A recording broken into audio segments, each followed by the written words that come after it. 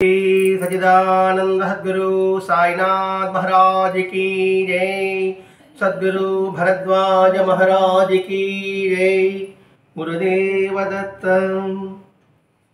సద్గురు శ్రీ సాయినాథుని యొక్క సన్నిధిలో ఆచార్య భరద్వాజ మాస్టర్ గారి యొక్క ఆశీస్సులతో ఈరోజు శ్రీ సాయినాథ ప్రబోధామృతంలోని అంశాలని వివరించుకోవడానికి ప్రయత్నం చేస్తున్నాం. ఇందులో కథా ప్రబోధం ఒక అధ్యాయం. అంటే అది కథలో ఉన్న అంతరార్థాన్ని గుర్తించుకొని మనసుకి ఎక్కించుకోవడం. మనసుకు ఎక్కించుకుంటే తప్ప మన జీవితంలో అటు లౌకికంగా కానీ పారమార్థికంగా కానీ ఏది మనసుకు ఎక్కించుకోవాలి, ఏది సత్యమో ఏది ధర్మమో, మనం ఏ లక్ష్యానికైతే పాటుపడుతున్నామో ఆ లక్ష్యానికి సంబంధించిన విషయాలన్నీ మనసుకు ఎక్కించుకోవాలి. ఆ లక్ష్యానికి సంబంధం లేని విషయాలన్నీ విడిచిపెట్టాలి. అదే వివేకానంద ఒక మాట అంటాడు, నీ సాధనకి లేకపోతే నీ లక్ష్యానికి ఏదైతే అడ్డు వస్తుందో అది విషప్రాయంగా భావించన్నాడు. అంటే ఎంత జాగ్రత్తగా మనసును పర్యవేక్షించాలి అంటే నిరంతరము మనసు మీద దృష్టి ఉండాలి. ఆ నిరంతరము మనసు మీద దృష్టి పెట్టుకుంటే తప్ప ఆ మనసు ఎటుపోతుందా అని మనం గమనించలేము. మనిషి ఇక్కడ ఉంటాం, మనసు ఎక్కడో ఉంటుంది. అందువల్లే మనకు సత్ఫలితాలు రాకుండా పోవడానికి కారణం అదే. మనకు మొట్టమొదట జీవితంలో అది లౌకికమా పారమార్థికం కాదు, రెంటికి కారణం మనస్సే. అదే అంటారు, మన ఏవ మనుష్యానం కారణం బంధమోక్షయే. నీ మనసే కారణం బంధానికైనా మోక్షానికైనా. కాబట్టి ఆ మనస్సుని నిరంతరం పర్యవేక్షించు. ఎటుపోతుందో ఆలోచిస్తూ ఉండు, గమనిస్తూ ఉండు, గుర్తిస్తూ ఉండు. అదే రమణ చెప్పండి, నిన్ను నువ్వు తెలుసుకో. నిన్ను తెలుసుకోవాలి, నేను తెలుసుకోవడం ఏంటి? నేనంటే బాబు, నేనంటే శరీరము, నేనంటే నాకు వయసు ఇంత, నాకు తెలుసు కదా. నిన్ను నువ్వు తెలుసుకోవాలి, నాకు అన్నీ తెలుసు అంటే ఎట్లంటే ఇక్కడ నిన్ను తెలుసుకుంటే నువ్వంటే ఎవరు తెలుసుకో. నువ్వంటే దేహమా? దేహమే అనుకుంటున్నావు. మామా నేనే అనుకుంటున్నావు, నాది అనుకుంటున్నావు, నా పిల్లలు, నా స్నేహితుడు, నా భార్య, నా పిల్ల అనుకుంటున్నాడు. నా పదవి వచ్చేసింది. అందుకే దేహంతో ఉన్నవాడు అవ్యక్త్వాన్ని దర్శించలేడంటారు. దేహం ఉన్నవాడు అవ్యక్తాన్ని అంటే అంతటా ఉన్న చైతన్యాన్ని మనం ఏడ దర్శించగలుగుతాం? మరి దేహం లేకపోతే ఎలా దర్శిస్తామండి అని ప్రశ్న వస్తుంది. అర్థం కాదు. దేహం ఉంటే అవ్యక్తాన్ని అంటే భగవతత్వాన్ని ఆకారం లేకుండా దర్శించలేము. మరి దేహం ఉంటే, దేహం లేకుంటే ఎట్లా? దేహం ఉండాలి కదా. ఇక్కడ ఏమంటే బాహ్యమైన దేహం కాదు, బాహ్యమైన దేహం స్పృహ ఉంటే నువ్వు భగవంతత్వాన్ని అర్థం చేసుకోలేవు. ఈ దేహం నేను కాదు అనుకున్నప్పుడు మాత్రమే అవ్యక్తాన్ని అంటే కనిపించిన దాన్ని నువ్వు దర్శించగలవు. వ్యక్తము అవ్యక్తము. అవ్యక్తం కానివాడు భగవంతుడు. అవ్యక్తం కాని భగవంతుడు దర్శించాలంటే నేను అన్నంత వరకు దర్శించలేరు. మరి వ్యక్తంగా దర్శించాలన్నా అవ్యక్తంగా దర్శించాలన్నా దేహం కావాలి. ఇక్కడ దేహం ఉంది, ఇది నాది అనే భావన లేకుండా ఉన్నవాడు మాత్రమే దర్శించగలవు. చెప్పాలంటే విదేహుడు అనే పదం వాడతారు. ఉన్నారు విదేహుడు, దేహస్ఫురణ లేని వాడిని అర్థం. ఆ విదేహుడు ఎవడు? మనకి జనక మహారాజు. కాబట్టి ఆ భావాన్ని పక్కన పెట్టగలిగితే తప్ప ఆచార్యతత్వ సత్యం మనకి బోధపడదు. ఇక్కడ ఆచార్యతత్వం అంటే భగవతత్వాన్ని, భగవంతుడు అంటే జ్ఞానమైన తత్వాన్ని భరించడం. భగవంతుడు అంటే రూపం కాదు, పేరు కాదు, గుణం కాదు, జ్ఞానము. ఆ జ్ఞానతత్వం అంటే నేను అనే భావాన్ని విడిచిపెట్టాలి. ఇప్పుడు బాబా కథలు చెప్తున్నాడు. మరి మనం చూస్తే బాహ్యంగా చూస్తే పిచ్చి కథ, కొంచెం చూస్తే తమాషా కథ, మామూలు పిచ్చి కథ అంటారు, ఇప్పుడు చదువు కథ కూడా, లేకపోతే తమాషా కథ ఇంకొకరు అంటారు. ఇంకొకడే ఉంటాడు, అందులో ఏముందా, ఎందుకు ఆ కథ చెప్పాడు అని చూస్తాడు. ఇప్పుడు ఆయుర్వేద వైద్యుడు ఉన్నాడండి, మనము అడవులకు వెళ్తాం, వాడు అడవులకు వస్తాడు. మన దృష్టి ఎలా ఉంటుంది, పచ్చడి చెట్లు, పూలు, చల్లటి గాలి, నీడ మన దృష్టి. వాడి దృష్టి ఏముంటుంది, ఎక్కడెక్కడ మూలికలు ఉంటుందా, ఏ మూలిక పనికి వస్తుందా. వాడు అడవికి వెళ్ళాడు, మనం అడవికి వెళ్ళాం, దృష్టికోణం ఎక్కడ ఉంది. అలాగే సత్యాన్ని గుర్తించాలన్నా కూడా దృష్టికోణం ఉంటుంది అంతే. అందుకే మనం చాలాసార్లు వెతుకుంటున్నాం కాకి గురించి. ఒక ముద్ద అన్నం పెడితే అది అనేక కాకులు పిలుస్తుంది. అబ్బా ఎంత మంచి గుణంరా, త్యాగం కూడా ఒకటే తినకుండా అన్ని తింటున్నా అని మీరు అంటారు. నా దృష్టి ఏంది, అందులో విషం పెట్టుంటుందేమో, సస్తే అందరూ వస్తామని చెప్పేసి అందుకని ఆ కాకి అరుస్తుంది నేను చెప్తాను. ఇది కరెక్టే కదా, అది కరెక్టే కదా. నా కోణం ఇది ఉందన్నమాట. అంటే ఏమిటి, నాది నెగిటివ్ కోణం, మీది పాజిటివ్ కోణం. అట్లాగే బాబా చెప్పే కథలు, అంటే మహాత్ముడు చెప్పే కథలు అన్నింటిలో కూడా సరే, ఆ కథలను అంతరార్థం ఏమిటి అది గుర్తించాలి. నువ్వు రామాయణం చదువుతున్నాం, భారతం చదువుతున్నాం, భాగవతం చదువుతున్నాం, బైబిల్ చదవచ్చు, ఖురాన్ చదవచ్చు, బుద్ధిజం చదవచ్చు, అందులో ఉన్న సారం ఏమిటి అది కావాలి. దానివల్ల ఉపయోగం ఉంటుంది. పండు కొంటే ఉపయోగం ఉండదు, పండు యొక్క సారాన్ని గ్రహిస్తే ఉపయోగం ఉంటుంది. పండు బ్రహ్మాండం ఉంది, మామిడి పండు తెచ్చి కంపెనీ ఇంట్లో పెట్టుకున్నాం, ఏం ఉపయోగం ఉంటుంది. భగవద్గీత మంచి గ్రంథమే, పూజాగలు పెట్టుకున్నాం. ఖురాన్ మంచి గ్రంథమే, పూజాగలు పెట్టుకున్నాం. బైబిల్ పెట్టుకున్నాం, ఏం ఉపయోగం ఉంటుంది. రోగం ఉంది, డాక్టర్ అయితే మందులు ఇచ్చాడు, దానికి మందు బ్రహ్మాండంగా ఇచ్చాడు, మందులని ఇక్కడ పెట్టుకుంటాం, ఏం ఉపయోగం. అవన్నీ గ్రహించాలి. అందుకని ప్రబోధము అని చెప్తున్నాడు మాట. నీ మనసుని ప్రబోధించు, మేల్కొల్పు. ఇప్పుడు బాబా చెప్పే కథ ఏంది, ఒక అందమైన గుర్రం ఉంది. పదాలు మనకు కట్టండి, గుర్రం అని చెప్పలే, అందమైన గుర్రం అట. వాడు ఎంత శ్రమించినా అది ఒక జంట గుర్రంతో పని చేయలేదట. ఒక గుర్రం ఇంకో గుర్రంతో పని చేయలేదు. దాన్ని ఎన్ని దేశాలు తిప్పినా ప్రయోజనం లేకపోయింది. ఎంత శిక్షణ ఇచ్చినా అది లొంగలేదు. చివరికి ఒక పండితుడు దాన్ని ఎక్కడ తెచ్చావో అక్కడ తీసుకో అన్నాడు. అలా చేయగానే ఆ గుర్రం సక్రమంగా పనిచేసింది. ఇది కథ. ఏముంది కథలో, గుర్రం అందంగా ఉన్నది, పక్కన గుర్రంతో పని చేయకపోయా, అది కదలకపోయా, ఎక్కడ పరిగిస్తూ ఉండా. సరే దానికి శిక్షణ ఇచ్చాడు, ఎక్కడెక్కడో తిప్పాడు, ఏ మాట వినలేదు. చివరికి అది ఎక్కడ ఆడికి తీసుకోవాలన్నాడు, అది పనిచేసింది. మామూలు చూడండి, పశువులు కొంటారు, ఆవులు వాళ్ళు కొంటారు అనుకోండి, కొని తీసుకొస్తానే పక్కన ఉండదు, నేను ఆడికి వెళ్ళిపోతుంది. డబ్బులు కొట్టే పని చేయదు, అక్కడ మీద పని చేస్తుంది. అది అనుకుంటున్నా. ఇక్కడ గుర్రాన్ని మనసుతో పోల్చాడు. ఆ మనసు అందంగా ఉంటుంది. అందం అంటే ఏంటి, బాహ్యమైన అందం కాదండి, అనేకమైన వాసనలతో మదించిన మనసు అందంగా ఉంటుంది. అనేక వాసనలతో మదించిన మనసు, అనేక వాసనలు. నేను ఇంకో స్ప్రే, బాడీ స్ప్రే, ఈ స్ప్రే, ఆ స్ప్రే, ముఖానికి అన్నీ పూసుకుంటా, అబ్బా నాకన్నా ఎవడు ఉన్నాడు అంటాను.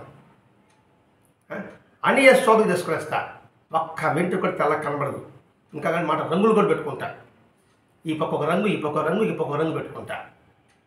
అంటే నాకు అహంకారం వచ్చిందా? అందుకని అందమైన గుర్రం, అందమైన మనస్సు. దాన్ని ఏమన్నది, వాసనతో మదించిన మనస్సు. ఈ సంకేతాన్ని బాబా మనకి శాంతిపడే విషయం చెప్పుకున్నాడు. గుర్రం తప్పిపోతుంది కదా, బాబా చేస్తాడు. గుర్రం తప్పిపోవడం, వాడు వెతకతా ఉంటాడు, బాబా చూపిస్తాడు కదా. అంటే జంట గుర్రంతో పనిచేయలేదు. జంట గుర్రం అంటే ఏమిటి? ఇక్కడ భాష మంత్రం అని చెప్పాడు. ఆ జంట గుర్రం అనేది మంత్రం అని చెప్పవచ్చు. మాస్టర్ గారికి నిర్వచనం ఇది. ఆ జంటబుద్ధ పండితులు మంత్రము. మనసు మంత్రంతో కలవాలి. ఇక్కడ మంత్రం అంటే ఏమిటి? మన ప్రశ్నే. మననమే మంత్రం. ఏది మననము? నా మనసు ఏం చేస్తుంది? వివిధ విషయాల మీద పాగుతుంది. అందమైన ప్రకృతిని చూస్తుంది, అందమైన వస్తువులను చూస్తుంది, అందమైన వ్యక్తులను చూస్తుంది. అబ్బాయి ఎంత బాగుందిరా అంటుంది. మరి అంత అందమైన సృష్టిని సృష్టించిన వాడు ఎవడు అని గుర్తుపెట్టుకో, అని మననం చేయి. అలా మననం చేస్తే అందులో పడిపో. ఏది? ఆ వ్యక్తులు పడిపోవు, ఆ వస్తువులు పడిపోవు, ఆ పరిస్థితులు పడిపోవు. అదే శాస్త్రం అనుకో.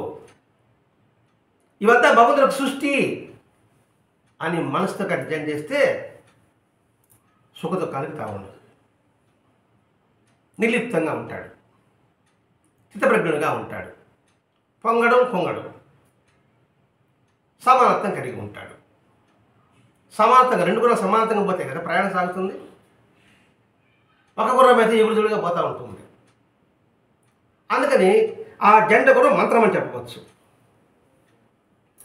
యోగ పరిభాషలో యోగం చేస్తారు కదండి, ధ్యాన యోగం అని ఇంకొక యోగం అని ఇంకొక యోగం ఉంటుంది కదా, దాన్ని చెప్తున్నాడంటే ప్రాణ చలనమని చెప్పవచ్చు అన్నాడు. ప్రాణ చలనమని చెప్పవచ్చు అన్నాడు. ముందే మంత్రం అని చెప్పాడు.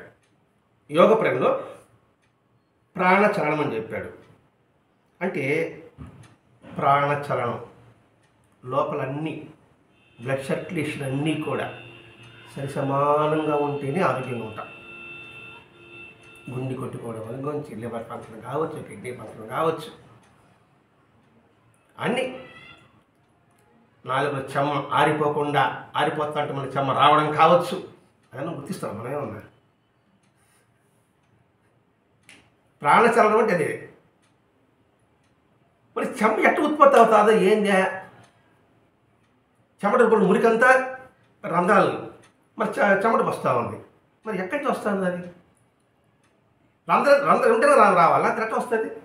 చెమట వస్తుంది, రంధ్రం రక్తం వచ్చేవాళ్ళు బయట రక్తం దాని వల్ల చెమట వరకు వస్తుంది, మనం మూసుకుంటూ ఉండాలి. రక్తం వచ్చేవారు కదా, చిల్లుంటే కదా చెమట వస్తుంది. మరి సృష్టి అంతా ఏంటి? ఇదే మరణం అంటే. ఇలా మనం ఉంటే మనసు ఆడికిడికి ఎందుకు బతికిస్తుంది? చంచలం ఎందుకు అవుతుంది? ఇంత భావం ఉంది కదా. దాన్ని ప్రాణచలనమని ఆనందించవద్దు. దానితో కలిసి మొదట మనం పని చేయకపోవడమే ఈ మంత్ర జపలో లయం కాలే. ఎప్పుడు మన అంతర్వాణి సాక్షి మనకి గుర్తు చేస్తూ ఉంటుంది, ఈ తప్పు ఇది ముప్పు అని. కానీ మన మనసు వినదు. నేను ఎప్పుడే చెప్తా ఉంటాను, నేను ఈ మాట ఎందుకు వింటాను అని ఉంటుంది మనసు. అందుకని దాని పుసు కుదరదు. ఆ పుసు కుదరడానికే మనని చెప్పాడు. మరి ఆలోచించాలి, ఆ మనిషి ఇతర ఆలోచించాలి. నువ్వేం ఇతర జీవి క్రిమికీట కాదు, దానికి ఆలోచన పరిస్థితి తక్కువ. అది అంటే ఆలోచన ఉన్నదని, ఆలోచన ఉంటుంది, దానికి భయం ఉంటుంది కదా, శత్రువు తప్పు ఉంటుంది కదా, తప్పకుండా ఆలోచన వచ్చింది కదా, కాబట్టి దానికి ఆలోచన ఉంది. కానీ మనిషికి ఇంకా ఎక్కువ మరబొమ్మ కాదు వీడు మరబొమ్మ కాదు. మరి ఏ బొమ్మ? కీలు బొమ్మ. కీళ్ళు ఉన్నాయి కదా మనకంతా. అది మరబొమ్మ కేటగిరీ చేస్తుంది. ఈ కీలు బొమ్మే ఆలోచన ఉంటా కూడా చెప్పినట్టు నడుచుకోదు. మరబొమ్మ మేలు. అటు కొట్టంటే రోగం ఏం చేస్తున్నాడు, నెక్స్ట్ దాని పని చేసుకుంటా పోతూ ఉంటుంది అంతే. కీలుబొమ్మకి బుద్ధి ఉంది, అన్నీ ఉంది, ఆలోచించకుండా ఉంది, మంచిగా తెలుసు, కానీ ఆ ప్రకారం మాత్రం చేయదు. కానీ ఇక్కడ ఏంటంటే అది మాట వినకపోవడం వల్ల ఏంటంటే పరిపర విధాలు పరుగు పెడుతున్నాయి. ఆ మనసు ఎక్కడ పెడుతుంది? పరిగెడుతుంది అంతే. దాన్ని జాగ్రత్తగా లాగి ఆలోచింపజేస్తే మనసు లయమవుతుంది, మన మాట వింటుంది. దీని ఉదాహరణ అంటే కోతి పిల్లలు. కోతి పిల్ల ఒక దగ్గర కుదిలో కూర్చుంటుందా? తను పట్టుకోవాలంటే ఎంత శ్రమ పడాలా? పట్టుకున్న తర్వాత దాన్ని వేస్తాడు, దారం కట్టేస్తాడు. కట్టేసి అది పోకుండా ఉంటుంది. అది పోతాడంటే దానికి ఆహారం పెట్టడు, పశువు పెడతాడు. అది కిసికిదంటే కొడతాడు. అయిన తర్వాత మాట వింటుంది, దాన్ని ఇప్పేస్తాడు. వాడు ఊరి బొమ్మలు నిన్న టైంలో చూసా. చిన్న కొత్తి పిల్ల, చిన్న బిడ్డ వాడు పెట్టుకుంటే ఆ బిడ్డ గట్టిగా పట్టుకునే వాడు అంతే, రైలు పారిపోకూడదు. అది అంటే దానికి శిక్షణ కలిగింది. మరి ఆహారం పెట్టడం ఉన్నాడు, వాడు చెప్పినట్టు వినకపోతే మనకి భక్తి కూడా ఉండదు. కాబట్టి మన ఆహారం పెట్టడం ఒకటి ఉన్నాడు, భగవంతుడు ఉన్నాడు, దాన్ని నిరంతరం గుర్తించు. వాడు తెచ్చుకోకపోతే మనకు ఆహారం లేదు. పంచిపోతాలు తెచ్చుకోకపోతే మనకు ఆహారం ఎక్కడ ఉండాలండి? పంచిపోతానే భగవంతుడు అనుకుంటున్నాం. ఆ పంచిపోతాలు భూమి, నీరు, ఆకాశం, అగ్ని, వాయువు లేకపోతే ఆకాశం లేకపోతే పరిస్థితి ఏది ఉత్పత్తే కాదు అసలు. అది గుర్తుపెట్టుకో నిరంతరము. నీ మనసు అప్పుడు నీ కంట్రోల్కి వస్తుంది. ఇంకొక యోగా పరిభాష అంటే శ్వాసక్రియతో ఐక్యత చెందకపోవడం అని చెప్పాలి. శ్వాస వ్యధ్యాస అంటారు కదా. ఇక్కడ శ్వాస వ్యధ్యాస అంటే గాలి పీల్చుకోవడం, దీని మీద పెట్టుకుంటున్నాం మనం. ఇది గాలి పీల్చడం వదలడమే అంటే పెడితే ఏదో అదే శ్వాస మీద ధ్యాస అనుకుంటున్నాం. అది కాదు శ్వాస మీద ధ్యాస అంటే. శ్వాస మీద ధ్యాస అంటే శ్వాస అంటే ఊపిరి, గాలి. మనం పీల్చే గాలి 84 లక్షల జీవరాశులు పీలుస్తున్నాయి. ప్రతి ఒక్కడికి దాని ప్రాణమే కావాల్సిందే కదా. కాబట్టి అన్ని పిలిచే ప్రాణమే ఒకటే. కాబట్టి అన్ని జీవుల వల్ల ఉన్న పరమాత్ముడు ఒకటే అనే దాని మీద ధ్యాస పెట్టడం, అది శ్వాస మీద ధ్యాస అంటే. అలా అన్నిటి మీద భావం ఉన్నప్పుడు నీకు ఎమోషన్ ఉండదు కదండి, యాంగ్జైటీ ఉండదు కదా.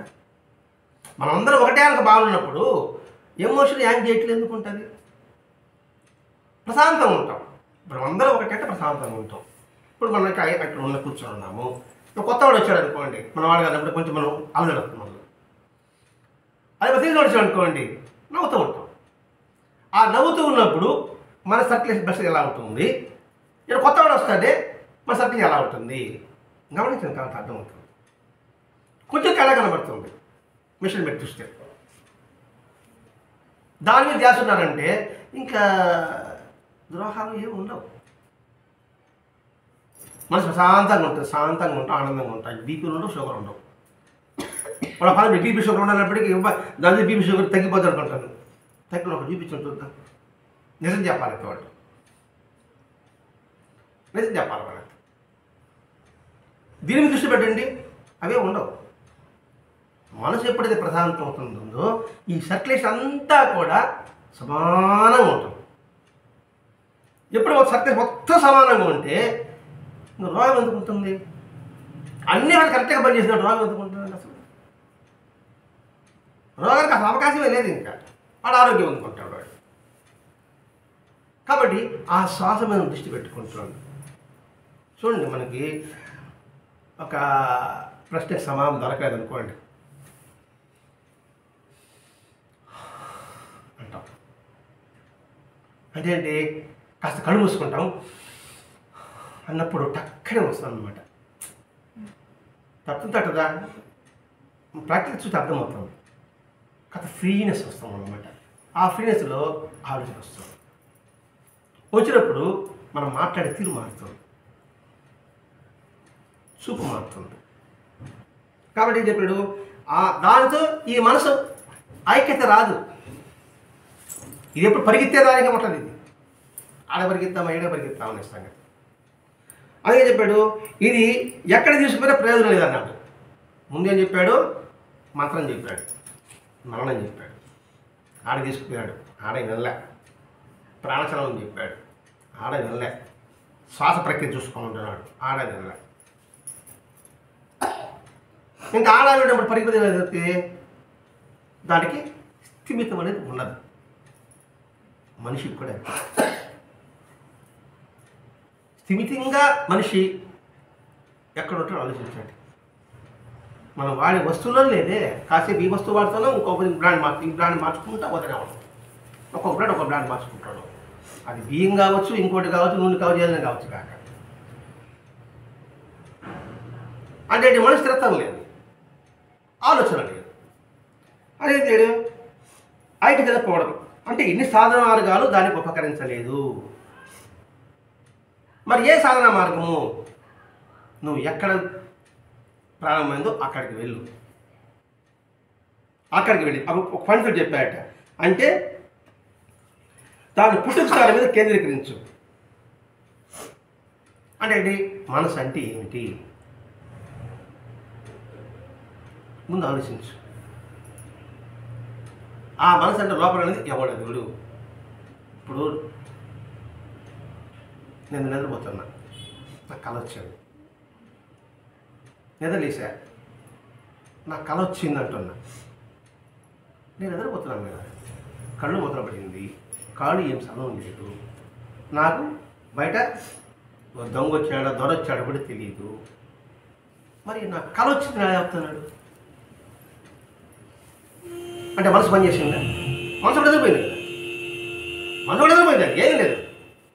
ఇప్పుడు అన్నీ మనసు బేలుకూరుంటే నిద్రపడుతుందా? మనసు చెప్పింది అనుకుంటున్నారు మీరు. మనసు అంటే చెప్తుంది, నా మనసులో ఒకటి ఉంది అనుకోండి, నిద్రపడుతుంది. అసలు మనసు అంటే ఏదో ఒక ఆలోచన, ఏదో ఒక విషయం ఉంటుంది, ఉన్నప్పుడు నాకు నిద్ర పడుతుంది అంటే మనసు కూడా నిద్రపోయింది అంతే కదా. మనసు అంతా ప్రశాంతంగా కాబట్టి నిద్ర వస్తుంది, ఎలా వస్తుంది? నాకు బాగా నిద్ర పట్టింది అంటే వీటన్నిటిని కనుక్కునేవాడు ఒకడు ఉన్నాడు. దాని మీద దృష్టి పెట్టు. మనసు అనేది భావాలు, ఆలోచనలు, విషయాలు, పరంపర. దాన్ని పట్టుకునేందుకు నువ్వు పోగులాడతావు? భావాలు ఆలోచన పట్టుకుని ఎలా పోగులాడతావు అని ఆలోచించు. అంటే అది ఎక్కడ ఉదయిస్తుంది? ఇది బాగుంది, ఇది బాగలేదు. ఎక్కడ ఉదయిస్తుంది? నీ ఆలోచనలో ఉంది. నేను ఒకరికి ఇష్టపడుతున్నా, నన్ను ఒకరు ఇష్టపడతారు, ఇంకొకరు నన్ను కష్టపడతారు, వాడికి ఇష్టం ఉండదు. మరి నేను మంచివాడే చెడ్డవాడినా వాళ్ళ భావమే అది. అక్కడి మనసు అనేది కనుక్కున్నావు, అది ఎక్కడ ఉదయిస్తుంది? నీ ఆలోచనలు కలుగుతుంది, అది నీ దృష్టికోణంలో కలుగుతుంది. అది ఎక్కడ ఉంటుంది? ఒక్కొక్క దృష్టి అండి. అందుకే మనం బట్టల షాపుకి వెళ్ళామనుకోండి, నేను అన్ని బాగా పక్కన పారేస్తాను, దాంట్లోకి మీరు ఎత్తుకుంటారు. అంటే అర్థం ఏంటి?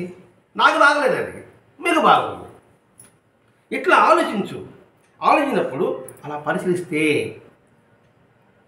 మనసు ప్రశాంతంగా ఆ గుర్రం ఎక్కడ అక్కడే ఉంటుంది. చెప్పిన మాట ఏంటది? ఒక గుర్రమైనా వస్తుంది, ఒక గుర్రంలో బండి లాగుతుంది, అది కళ్ళెం కడితే. అంటే ఇట్లాంటివి చేసుకుంటూ వచ్చినప్పుడు మనసు పరిశుద్ధమవుతుంది. అలాగే అట్టి సాధన స్థిరపడమే గుర్రం లొంగి పనిచేయడం అంటే. అది రమణ మహర్షి అంటారు, నిన్ను నువ్వు తెలుసుకో అని అంటాడు. బాబా ఏమన్నా నువ్వు ఎందుకు వచ్చినట్లు పిడకలు ఏరుకోవడానికా అని బాబా చెప్పాడు.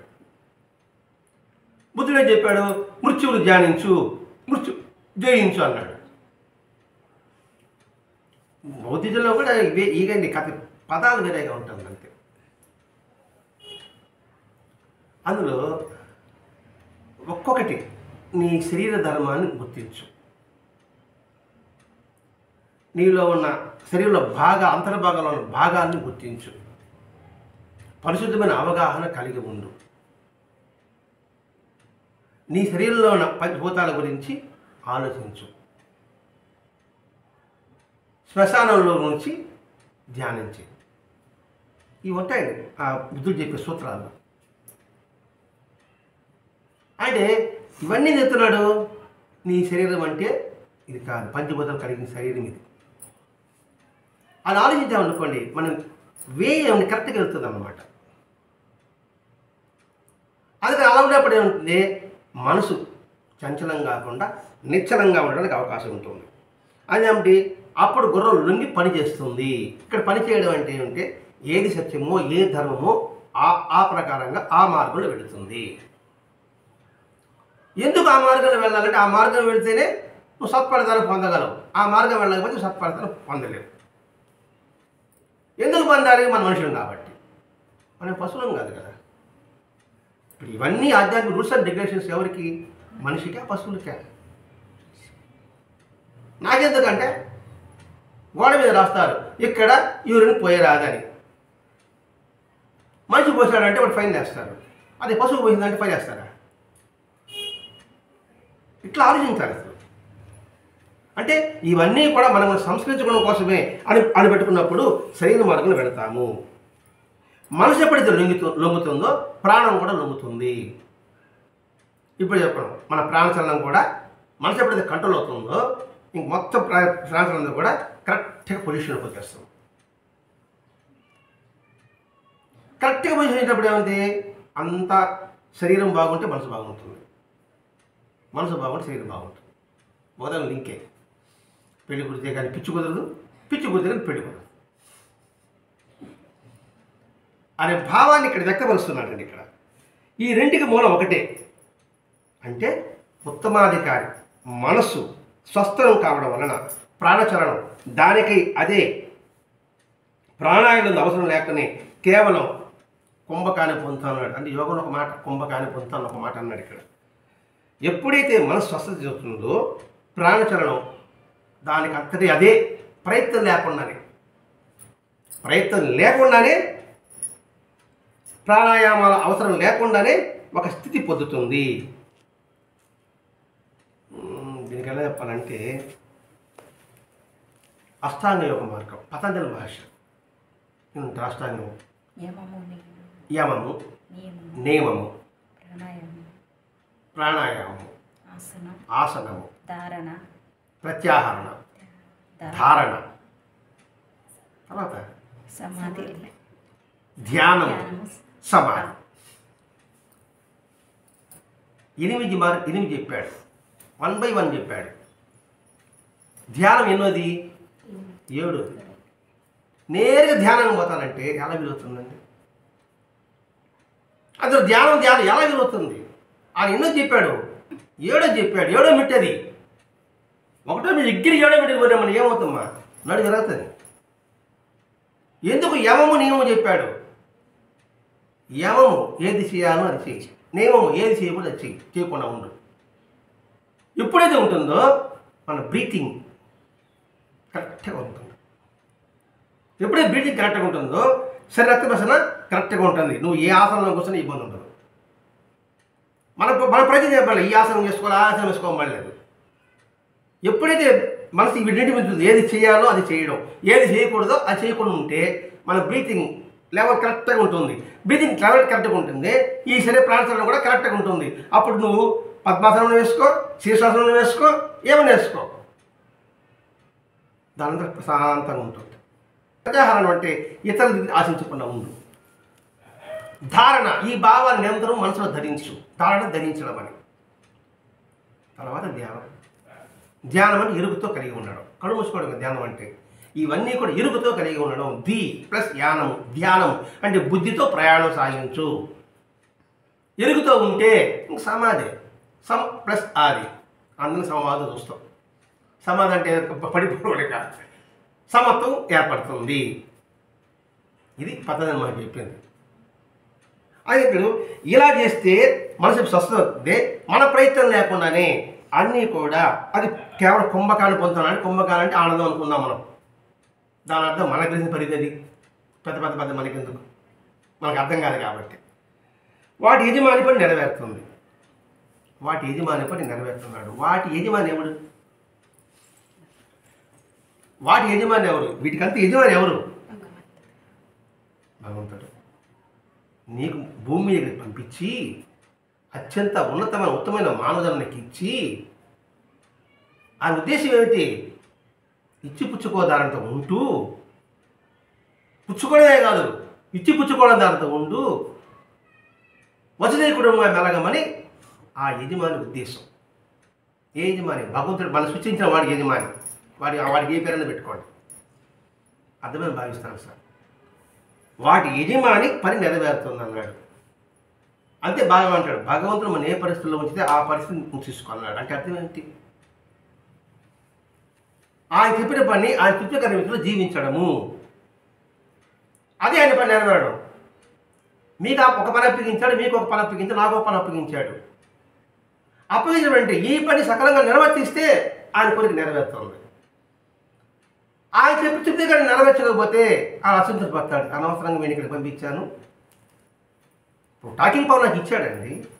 టాకింగ్ పవర్ ఇచ్చిన తర్వాత దీన్ని దుర్వినియోగం చేసుకున్నాను అనుకోండి, మరి ఇస్తాడంటారా? ఇది కథ. ఈ కథలో అంతరార్థం. అందుకే యజమాని ఎవరు అది గుర్తుపెట్టుకోండి. అందుకే బాబా చూడండి ఏమంటాడు బాబా, ప్రతిసారి అల్లా మాలిక్ అంటాడు. భగవంతుడే యజమాని, భగవంతుడే యజమాని, భగవంతుడే యజమాని ఎందుకు పదే పదే గుర్తు చేస్తున్నాడు? ఒరే యజమాని ఒకడు ఉన్నాడు, వాడు పంపించాడు రా, నువ్వు సేవకుడివి, నువ్వు ఆయనకు మెచ్చే పరంగా నువ్వు జీవించు. నువ్వు బానిసైనవాడు ఎలా ఉంటాడు? పవి ఆఫీసర్ మీద మనం కింద ఎలా ఉంటాడు సార్? నిరంతరం అతను ఏం చెప్తాడు, అతనికి మెప్పు సంపాదన ప్రయత్నం చేస్తాడు. అప్పుడు ప్రమోషన్ వస్తుంది. ఎలా వస్తుంది ప్రమోషన్? ప్రమోషన్ అంటే ఏమిటి? ఇప్పుడు నా ఈ స్థితి నుంచి ఇంకా అత్యంత ఉన్నత స్థితికి పోవాలి. ఏమిటా ప్రమోషను? ఇప్పుడు నేను కూర్చొని 5 మంది తింటున్నారు. ప్రమోషన్ అంటే 50 మంది వేసే అవకాశం నాకు ఇస్తాడు. అర్థమవుతుంటున్నాను. అంటే ప్రతి ఒక్క దాంట్లో కూడా ఈ ప్రసన్న ఇంట్లో గుడ్స్ ఇంట్లో ఉన్నా ప్రమోషన్ అంటే దీంట్లో మారుతా. అది ఇక్కడ. కాబట్టి వాడి యజమాని కోరిక నెరవేరాలంటే నువ్వు ఇక్కడ ఏం చేయాలి? నేనంటే దృష్టి పెట్టు, మనసు పరిపేద దాన్ని కట్టడిచి ఎక్కడికి పోతుందో ఆలోచించు. పోనీ బలవంత పెట్టకూడదు. మళ్ళీ బలవంత పెట్టాలనుకో అది ప్రమాదం. నిగ్రహించకూడదు, నిరోధించాలి. తేడా ఉంటుంది. నిగ్రహించడం వేరే, నిరోధించడం వేరే. నిగ్రహించారు రాక్షసులంతా కూడా. నిగ్రహించారు. ఏది ఇంద్రియాన్ని, మనసుని అన్ని నిగ్రహించారు. నిగ్రహించకపోతే దేవుడు ఎక్కడ ప్రత్యక్షం అవుతాడా? ఆ తర్వాత దేవుని తక్కువ ముసుకొట్టింది. మళ్ళీ రావణాసురుడు, హిరణ్యకశ్యపుడు, హిరణ్యాక్షకుడు మరి ఎంత తపస్సు చేస్తే బ్రహ్మత్య సాక్షాత్కారం అవుతారు. ఆత్మలింగాన్ని శివుడు పొందగలగాలంటే ఇంద్రియాన్ని, మనసు నిగ్రహిస్తే కదా వాళ్ళు ఎలా ఏకాగ్రత కుదురుతుంది. మరి అంత నిగ్రహించాలి వాళ్ళు. అంటే ఎలా అంటే పాము మీద కాలు పెట్టి నిలబడినట్టుగా. పాము కాలు పెట్టేసాడు అనుకో, తల మీద పెట్టడానికి అదే ఆడ కాటేస్తుంది. నీకు కాలు తీయగానే పట్టింది. అలాగే పావుని సంబంధం చేసాను, డిగ్రీ చేసాం అనుకోండి, కాలు గట్టిగా మనం పట్టుకోబడి వలస పడ్డ మామూలుగా ఉన్నా కూడా మనం ఏం చేయదు. సరిపోయింది కదా. అది నిరోధించడం. అది ఆ పాము తమో గుణం. ఇంత వివరణ వస్తుందండి ఒక కథ. మనం ఆలోచించగలరు. ఇంకా పెద్ద పెద్ద పండితులు ఇంకా వివరంగా చెప్పగలరు. మన పరిధి ఇది. మనకు అర్థమైతే అది చేసుకుంటున్నాం. ఇప్పుడు గుర్రము అంటాడు. గుర్రం ఎట్లా మనకు తెలియదు. గుర్రం అంటే ఇట్లా 4 ఉంటుంది, తోక ఇది ఉంటుంది, ముక్కు ఇట్లా ఉంటుంది అంటే నాకేం అర్థం అవుతుంది? ఒక బొమ్మ తెచ్చి పెట్టామంటే గుర్రం బొమ్మ, గుర్రం అంటాం. అది మన పరిస్థితి. మన పరిస్థితి అంటే బొమ్మలతో విషయాలు అర్థం చేసుకుని మనం ప్రయత్నం చేస్తున్నాం. అదండి దీని అంతరార్థం. శ్రీ సచిదానంద సద్గురు సాయినాథ్ మహారాజ్ కీ జై. సద్గురు భరద్వాజ్ మహారాజ్ కీ జై.